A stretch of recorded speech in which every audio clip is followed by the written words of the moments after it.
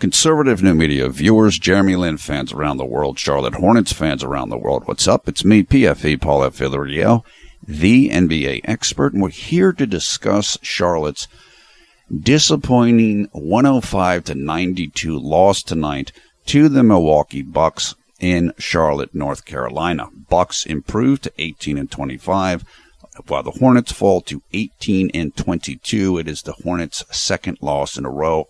They played last night and lost a very close game in New Orleans to the Pelicans. Let's go over the stats quickly. Chris Middleton was fantastic in this game. 24 points for the Bucks. Giannis Antetokounmpo, I'm sorry, I don't know how, I know how to say his name, but I can't say it right now. So I'll just call him Giannis. Giannis, 14 points, 11 rebounds. Greg Monroe, 19 points, 10 rebounds. Jabari Parker, 15 points. Turning to the Hornets, they were led in points by JLin off the bench, and I'll get to Jeremy in a second. Marvin Williams, 14.7 rebounds. P.J. Hairston, 11 points, 4 rebounds. Kemba Walker, 12 points, 6 assists. Nicholas Batum, 6 points, 9 rebounds. 3 rebounds, 9 assists. Frank Kaminsky, 12 points, 5 rebounds off the bench. And JLin himself coming off the bench, 15 points in 22 minutes played, shot 6 of 13 from the field, 0 of 3 from three-point range, 3 of 4 from the free throw line, no rebounds, 1 assist, 3 steals, no block shots, no turnovers, 3 personal fouls, and Jeremy's plus-minus was a -8. Why did the Hornets lose this game? They started out great in this game. However, 2 things really put them in bad shape. Number 1 is that they don't match up well with Milwaukee, particularly when they're missing Michael Kidd-Gilchrist and Al Jefferson. Milwaukee they're young, they're deep, they're extremely athletic, they're very long in terms of like their arm length, and Charlotte is not some of those things. Charlotte is not super athletic. They're not particularly long in terms of arm length, like guys like Jeremy or Spencer Hawes or Frank Kaminsky, Cody Zeller. And so they had a very difficult time competing with Milwaukee in that regard tonight. And look, one of Charlotte's weaknesses is they do need to get more athletic. We've discussed this before, and particularly in the front court, meaning their small forward, power forward, and center players. They really do need that. And without Al Jefferson and Michael Kidd-Gilchrist around, it becomes even worse. And I should mention Jeremy Lamb, who is pretty long and pretty athletic, and they missed him tonight. So that's a huge reason why they lost tonight. One of 2 main reasons. The second reason is Milwaukee shot 54% from the field. That's simply too high. Now, part of the reason why they shot that high was because of their athleticism and length. So it wasn't that Charlotte didn't try at all, but they just don't match up well with Milwaukee in certain regards. And honestly, a lot of teams in the league don't match up well with Milwaukee. We know that Milwaukee is one of the few teams in the league that has beaten Golden State this year and almost beat them twice. However, when you say all that, then you look at the Bucks record and they're 7 games under 500. Well, shouldn't they be like leading the league? They are young, so they're still figuring it out. They're still learning how to win and learning how to play as a team. And they're an underachieving team. This is a classic team that has a lot of talent, but it isn't winning as much as you would expect it to win. And so what happened tonight was both of these teams played last night, and I think it affected Charlotte more than it affected Milwaukee, and that's partly the youth.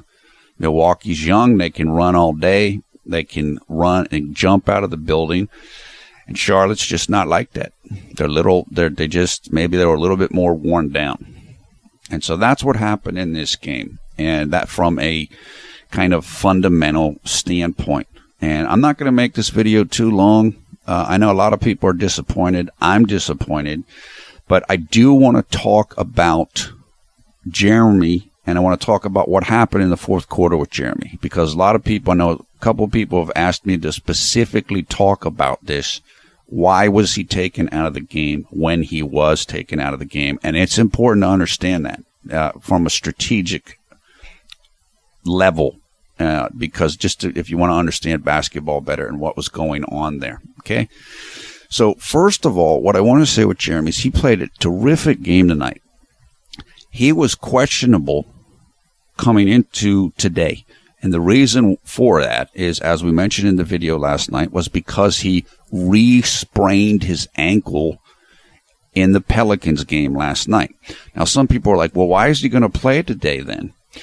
A sprained ankle is something you can play through often. Not always, but you often can play through it. Anybody who plays basketball for any period of time, sprained ankle is probably the most common injury. And you can wear a brace, you can get it taped up, you can do different things to kind of manage it. And so credit to Jeremy. I'm sure he knows the team really wanted to win this game. And so he was able to play. And he played really well. And he started off not shooting the ball that great, but he was critical to what Charlotte did. And he was the one that led the comeback late in the game. And then he was taken out of the game, and I'll discuss all that in a second. Now, Milwaukee targeted Jeremy on defense, meaning that they attacked him on defense when Jeremy was playing shooting guard. The reason why they did that is because Chris Middleton is much taller and longer armed than Jeremy is. Jeremy played great defense against Chris Middleton. He played as good of defense as he's capable of playing, given the height differential. Still, Chris Middleton was able to hit shots over Jeremy. And it's a bit of a mismatch because Jeremy's a bit short for a shooting guard and Chris Middleton is tall for a shooting guard. And so the Bucks really targeted that matchup. They ran isolation plays for Chris Middleton against Jeremy over and over again. And that contributed to why he was taken out in the fourth quarter, which I'll get to in a little bit. Jeremy, he competed very hard. He played excellent defense. And he, as I mentioned, he was the one that brought up the energy at the end of the third quarter and at the beginning of the fourth quarter. And we'll talk about that right now. Jeremy played an excellent game tonight, and as Todd said on Twitter, he probably was the best Hornet tonight, all around. And you got to give him credit. And I know Steve Clifford felt that way because or felt that Jeremy did well. When Milwaukee was trying to attack Jeremy on defense, and they did it with success. Late in the second quarter, Clifford kept him in. He did not replace him for somebody taller to guard against Middleton, and that's because Clifford knew that Jeremy was playing great defense and he was competing really, really hard. So credit to Clifford. I know we've said different things, and Clifford doesn't understand this, and he's not whatever. Clifford stuck with Jeremy then, and that was a smart play. Unfortunately, he didn't stick with him in the fourth quarter, and it didn't work out so well for the Hornets. So let's talk about that, okay? Late in the third quarter, the Bucks were up 82-68. Then Jeremy was fouled away from the basket, so it was not typically a shooting foul, but the Bucks were over the penalty, meaning that any foul they committed would give Charlotte free throws. Jared Bayless fouled JLin. In that situation, Jeremy got 2 free throws, made one, missed the second one. Then he stole the ball from Jared Bayless, did Jeremy, and he scored on a layup right before the buzzer of the third quarter. So Milwaukee was very much in control of this game in the second and third quarters, but that little spark that Jeremy began in the third quarter at the end there was going to continue into the fourth quarter, and it was like the only spark that Charlotte had through much of the second half. Okay, so when we headed into the fourth quarter, 84-73. Excuse me, it was 84-73, but then they took away a basket from Charlotte, and that was because Marvin Williams got a basket that was after the shot clock. The referees did not have time to review it until the third quarter ended. So when the third quarter ended, officially it was 84-73, and then they reviewed the call and changed it to 84-71. All right? That's the setup here as we go into the fourth quarter. Charlotte had no energy except that what Jeremy just brought them there at the very end of the third quarter, and they needed a spark. They needed something. They needed someone, and that's what Jeremy began to do. So 84-71. They start out the fourth quarter. They ran a play for Jeremy, I believe. He hit a jump shot. That made it 84-73. Then he scored again. That made it 84-75. And now Jeremy was starting to get insanity flow. The crowd was picking up. The Hornets were picking up. And Milwaukee was concerned. They were starting to get concerned. Okay? 84-75. The lineup on the floor was Kemba, JLin, PJ Hairston, Frank Kaminsky, and Spencer Hawes. Soon after that, Jeremy drove on the right side of the basket, like way out, extended, close to the three-point line. He drove towards the basket. He drew the defense to him. Then he passed the ball kind of almost behind him to, I can't remember who he passed it to, and then that started a chain reaction of passing that went from the right-hand side of the court all the way over to the left-hand quarter for Frank Kaminsky, who then hit a three-point shot. That made the score 84-78 for Milwaukee. The lead had been totally cut down, and that forced Milwaukee to call a timeout with 10 minutes and 18 seconds left. So in the short period of time here, we went from no energy, no hope, it just looked terrible, to, oh my gosh, Linsanity roll. Charlotte has momentum. Everything's turning here. Milwaukee knew that, which is why they took the time out. However, they did a really, really intelligent thing after the timeout, did the Bucks. They went back to attacking Jeremy on defense. And there's a very good reason why they did that. So they went back. Chris Middleton went and he isolated against Jeremy again, because Jeremy's playing shooting guard because he's on the court with Kemba, and Kemba's going to play point guard. Chris Middleton was fouled by Jeremy, or I think he hit a shot, and then Jeremy was fouled on the other end and got no foul call, which was, I just thought was completely off the wall. I'll just leave it at that. And the Hornets announcer said he clearly got fouled twice. Okay? Then he was matched up on an isolation against Middleton once more, and he fouled Middleton. You could hear Middleton complaining to the referees. It really wasn't that bad. Jeremy was just being physical, which is what he should do. So after that, after Middleton hit one jump shot against Jeremy, and then he got a foul on Jeremy, and then I think he drew another foul on Jeremy, or something like that. Then Steve Clifford took Jeremy out of the game. Okay? This was about 8 minutes left. And the score was, I don't know, I didn't write it down. It was about 10-point lead for Milwaukee. That sealed the Hornets' fate. That's when they lost the game. Now, to be fair to Coach Clifford, he didn't know that. The reason why Milwaukee attacked JLin once they came out of the timeout was because they wanted Jeremy out of the game. In other words, they're saying it by what they did. They're essentially saying to Clifford, if you keep Jeremy in, we're going to attack him every single time on defense. So you have a choice to make. Either you take him out, or we're going to attack him every single possession. And Clifford made the decision. to take Jeremy out. I understand that now people, why did he do it? Why did he do it? He did it because Middleton was on a roll and Jeremy was having difficulty stopping him. Okay. And I believe that Clifford put in Batum for Jeremy.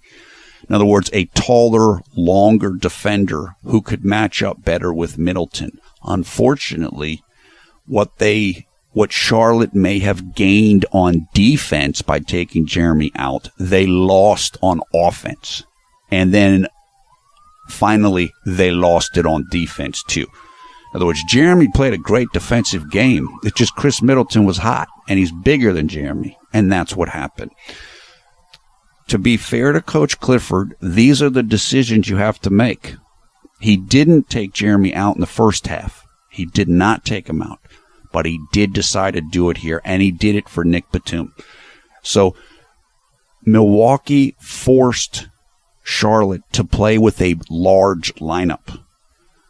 It was Kemba Walker, Nick Batum playing shooting guard, Marvin Williams at small forward, Frank Kaminsky at power forward, and Cody Zeller.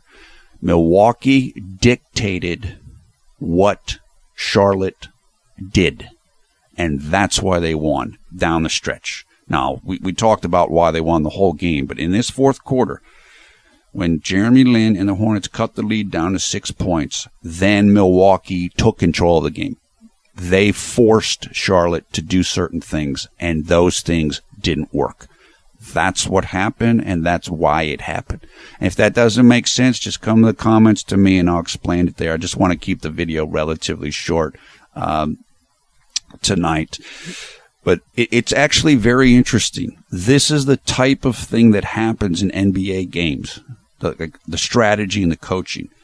It's about matchups, one-on-one matchups, and who's guarding whom, and who do you have to guard, who else can you put on them, and so forth. Milwaukee won those chess moves tonight. They won that late in the game, and that's why they won the game.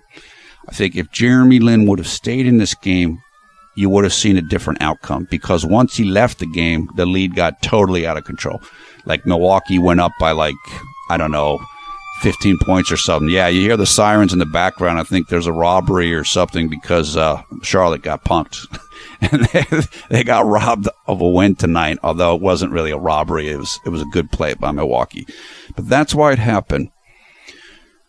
Coach Clifford made you understand why he made the decision. He's going with somebody who's considered a better player and a better defender in Nick, so he can match up against Chris Middleton. It just didn't work. On another night, it might work, but tonight it did not work. And so once Jeremy left the game, and once Milwaukee scored a couple times in a row, including by Chris Middleton, all the energy was gone for Charlotte. Everything that they were excited with Jeremy, and the crowd was excited, and he was on a roll. And credit to Clifford and credit to Kemba, because they were getting Jeremy the ball. They knew he was hot. They just felt forced to take him out because of what Milwaukee did with Chris Middleton in targeting Jeremy on defense. And that's why it happened. So I hope that explanation makes sense. You don't always see strategy that clearly laid out, but you definitely saw that tonight. So, okay, let's wrap this up. I'm going to try to keep this short, although it's probably going to, I guess, become over the 20-minute mark, which is kind of what I use between short videos and medium videos, and that's fine. The next game coming up is on Monday, January 18th here in the United States, and it is against the Utah Jazz, who are they're a talented team. They're a talented team. They're not a great team, but they're talented. The game will take place in Charlotte, North Carolina, and this is really important. If you miss this game or you don't know what's going on,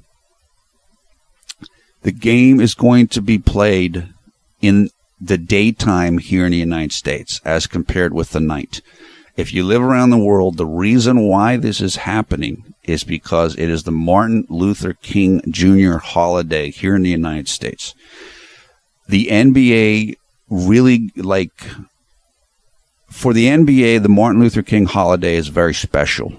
And they put on a lot of games during the day. at like matinee games, they call them. And Charlotte's going to be part of that. So the game will take place against the Utah Jazz at 2 p.m. Eastern time here in the U.S. That means the game's going to take place very early on Tuesday, January 19th at 3 a.m. in the morning in Taipei, Taiwan, and also throughout China. So, look, this was honestly, it was a great outing for Jeremy. Jeremy played really well in this game. And again, he didn't start well shooting, but then he came around and shot quite well, except from three. But as we mentioned in the last video, he's working on his three-point shooting. It's still a work in progress. It will get better. The reason why Jeremy had 2 air balls from three-point range in this game, he had three attempts from three-point range, and 2 of them were air balls. One of them was because he had to throw the ball up right before the shot clock ended, which is just a desperation push. And the reason why the other one was an air ball was because Milwaukee was aggressively closing out on three-point shooters of Charlotte. And Jeremy, I think, was concerned that his shot was going to get blocked. And that's why he adjusted. He over-adjusted, and it became an air ball. If you watch this game, when it took place, Kemba Walker had a three-point attempt shot blocked in this game, like late in the game. And that's what Jeremy was concerned about was going to happen to him. As I said, because Milwaukee is so long and so athletic, they just alter what you do. There's very few teams in the league that are like that, Milwaukee. The only other team I can think of that's similar to them in terms of athleticism and length is Oklahoma City. They're like that also. So it's a frustrating loss. We don't like to see Charlotte under 500. Now they're 4 games under 500. And it looks like things are kind of slipping away a little bit. As we mentioned in the video yesterday, they are going to get some roster help in February. But, of course, February is a ways away from now. And we said Michael Kidd, Gilchrist, and Al Jefferson coming back, and that will significantly help things. But they have to find a way to win games. And they're struggling with that right now. And I don't know.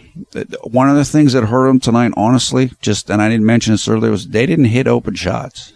They had some wide open shots tonight that they missed. And they got to hit those shots. And you got to keep your head up. You got to stay confident. Basketball is significantly affected by how confident you are. I mean, it's a very high correlation between confidence and performance in basketball. I would say more so than in a lot of other sports. If you lose your confidence in basketball, you're going to have problems. And I thought that there were times in the game tonight where the Hornets lost their confidence. And they just felt like, I don't know, they couldn't score, they couldn't hang with Milwaukee, and it really hurt them. So, look, it happens. This is a tough time. You could see the guys on the bench late in the game. They were very frustrated. They're working hard. They just got to keep going. You got to keep going, and they've got to find a way to bottle up what Jeremy brought them in the late third and the early fourth quarter and do more of it. Jeremy can do that. Now, again, Jeremy still has plenty to work on, but he played very well tonight. He played really well tonight. So let's move on to the game against Utah and just try to win. We got to win as soon as we can win. And so we'll take it from there. Okay, that is it. Thumbs up, thumbs down. Your comments below. Thanks to Gary Chen of the Jeremy Only Limb Garden fan group for the artwork you're looking at right now. You can find out more about Gary and the group by following the links about them in the video description below the video player. Also in the video description, you'll find information for highlights of this game. Finally, there in the video description, you'll find information about how you can join the Conservative New Media Facebook group and how you can come and follow us on Twitter. I usually tweet during the games. I don't have as much time right now to just tweet other times, but I do try to tweet during the games and whatever, if there's any other big news that's coming up about Jeremy or the team. Once again, I am PFE Paul F. Villarreal, the NBA expert. Thanks a lot for watching Conservative New Media. We strive to be the #1 Jeremy Lin YouTube fan channel. Look, this was a frustrating game. I'm frustrated. A lot of people are frustrated. I really thought the team was going to win this game, and I thought they needed to win this game. The good part is we're only halfway through the season. This was game number 40 of 82. So we're basically about halfway through. We will be halfway through once the team plays Utah. There's still plenty of time left. The team works hard. I mean, this isn't a team of slackers. They just need to break through a little bit. Their confidence is down right now, and they just need to get a couple wins, and they'll start feeling better about themselves and move on from there. One other thing I should mention. Bill McIntyre, who does great work for JLin fans on Twitter, said that he watched Steve Clifford's post-game interview, and apparently Clifford hinted that there might be lineup changes. So we're going to have to pay attention to that. I haven't seen the interview yet, but I'll watch it, and if we'll see what happens, basically. I think some people are concerned that Jeremy might play less, but I really don't believe that. They need Jeremy.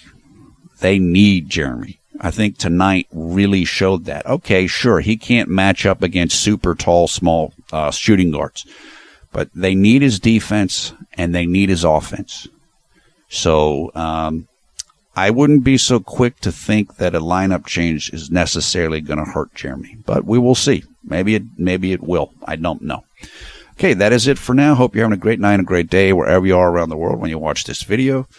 Take care. We will talk to you in just a couple days. Remember, early game in the United States. Hopefully many of you will be off from work to be able to watch it. I think I will be able to watch it in real time. So we'll see you then. Hang in. Have a great night or day or 48 hours between now and then.